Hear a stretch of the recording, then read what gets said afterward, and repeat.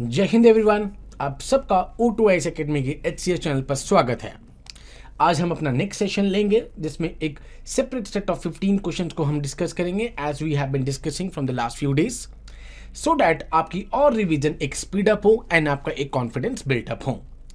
सो अगर आपने अभी तक भी O2IAS एकेडमी की एप्लीकेशन डाउनलोड नहीं की है तो उसे आज ही डाउनलोड कीजिए, सो दैट आप सारे के सारे हमारे लेक्चर्स की PDF फाइल को डाउनलोड कर सकें।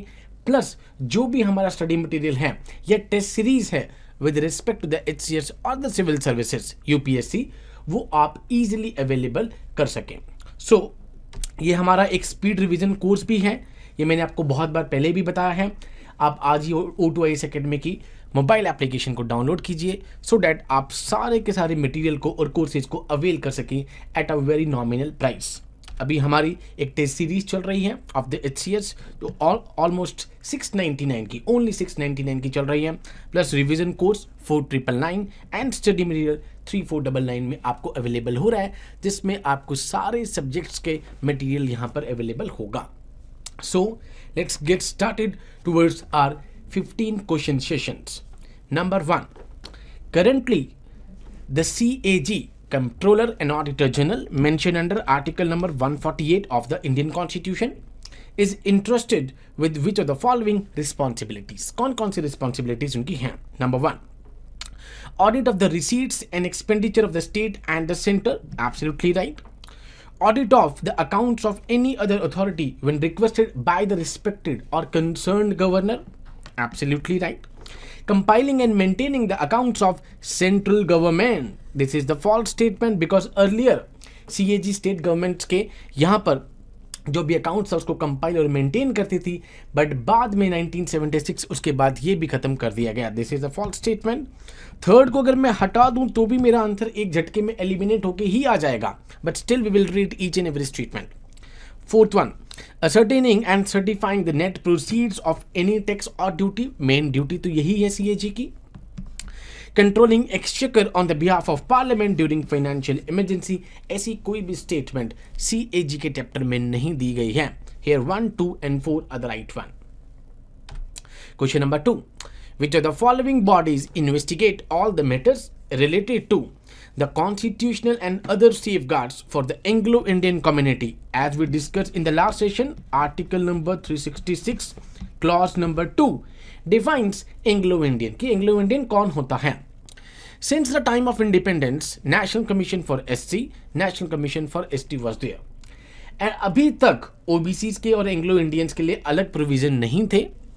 OBCs और एंग्लो इंडियंस को नेशनल कमीशन फॉर SC ही संभाल रहा था, but few years ago national commission for OBC, that is NCBC for the backward commission भी क्रिएट कर दिया गया, that is article number 338 capital B. Now the article number 338 deals with national commission for SC, article 338 capital A national commission for ST, now B capital B deals with OBCs, that is backward classes. इसके अलावा जब अभी 10 साल के लिए SC और ST के reservation को बढ़ाया गया, उसी वक्त एंग्लो इंडियन का जो यहाँ पर 2 नॉमिनेट करते थे प्रेसिडेंट, उनको भी हटा दिया गया, +1 is nominated by the governor in each respective state. Question number 3. Who among the following will represent the government of India? सरकार का वकील कौन होगा? In any reference made by the President to the Supreme Court under Article number 143 of the Constitution. दो question यहाँ पर important है। Number 1, 143 article होता क्या है? That is advisory jurisdiction of the Supreme Court.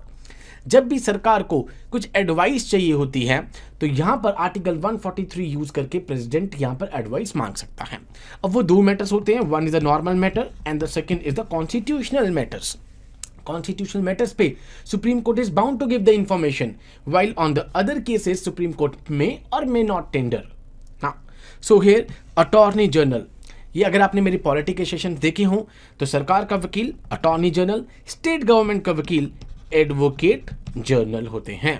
Clear? Now question number 4. UPSC is not concerned with the training of recruited civil servants.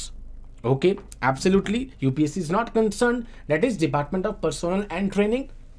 UPSC falls under Ministry of Education. It does not falls under Ministry of Education.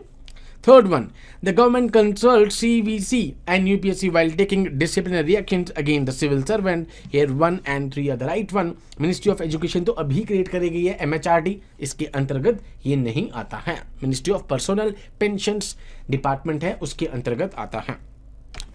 Question number 5. The Interstate Council, that is Article number 263 of the Constitution, is a permanent constitutional body for coordination between the states and the union government.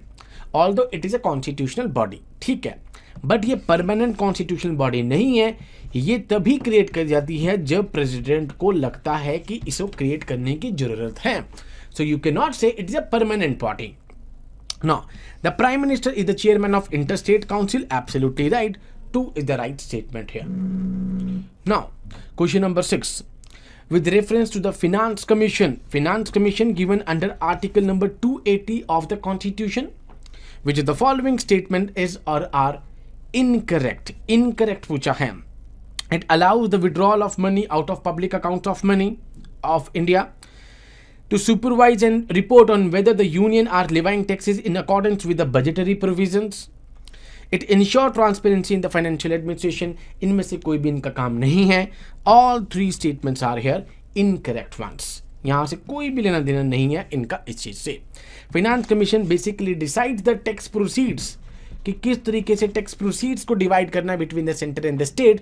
जो भी tax collection किया गया है centre के through, कितना portion state को भेजना है, that is decided by the finance commission. At present हमारा 15th फाइनेंस कमीशन चल रहा है एंड 41% शेयर है. पहले 42 था बिकॉज जम्मू कश्मीर को यूटी बना दिया गया, तो 41% शेयर है जो भी स्टेट गवर्नमेंट को भेजना है. किस स्टेट को कितना भेजना है, हॉरिजॉन्टल और vertical distribution, that will be decided by the finance commission and its members. Clear? Question number 7. Consider the following statement with reference to the CAG. CAG is the head of Indian Audit and Service Accounts. Absolutely right. UPSC के through आप ये service को avail कर सकते हैं. He holds office for the 5 years or till the age of 65. 65 तो ठीक है, but here is a 6 years. So 1 is the correct one here.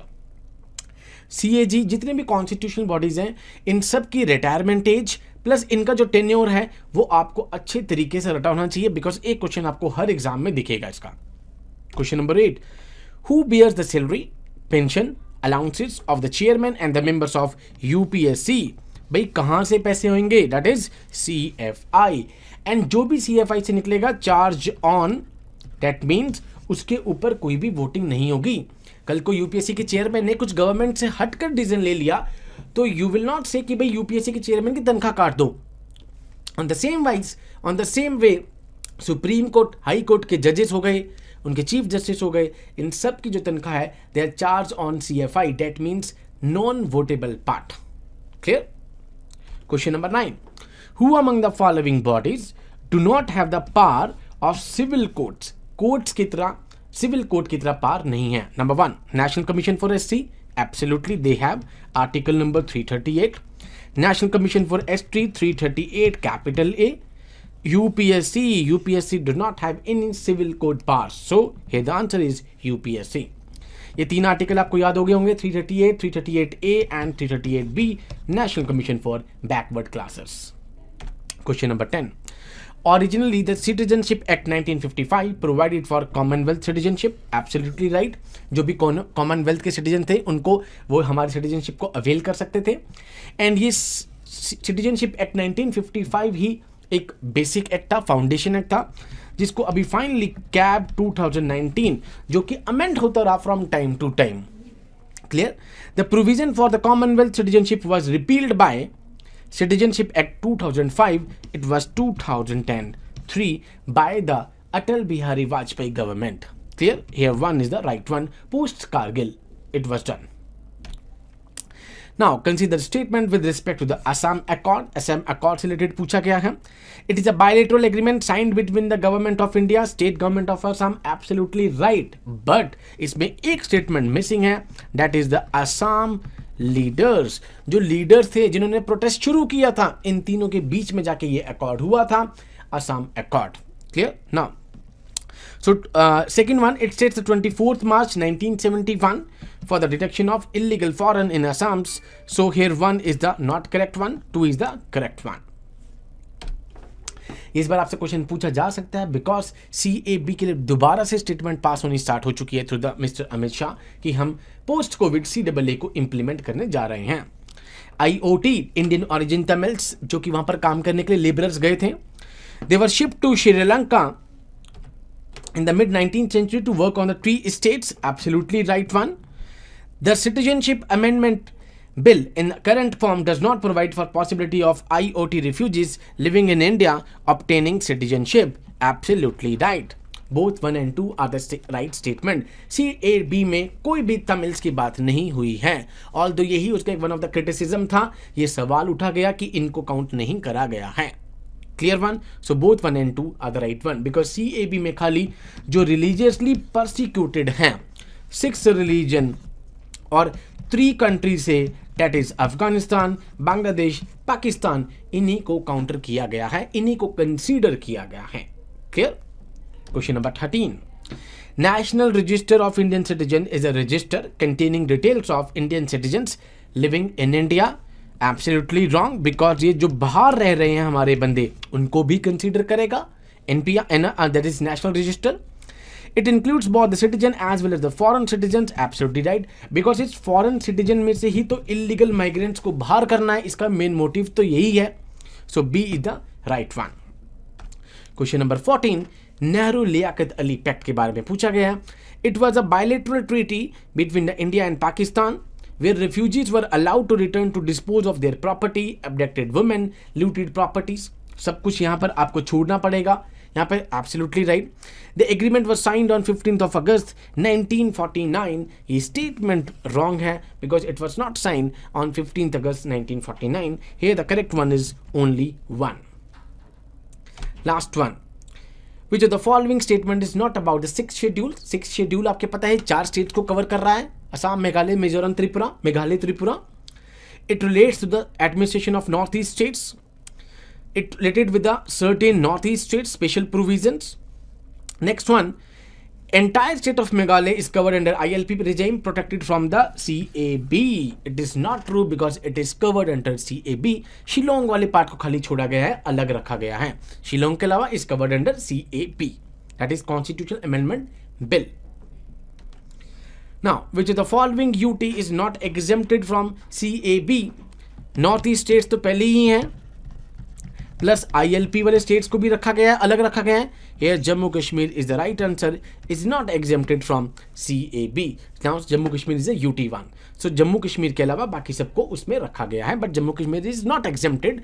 Here CAB will be implemented in the same way as it applies to the other parts of the state, other parts of the country one. So Jammu Kashmir is the right answer here. So with these words I conclude my today's session also. आज हमारे citizenship से related questions plus कुछ random constitutional body से related question discuss हो गए हैं. Next session में हम एक नेक्स्ट मॉड्यूल को लेंगे एंड उसको डिस्कस करेंगे. So with these words I am concluding today's session. Jai Hind to all. Take care.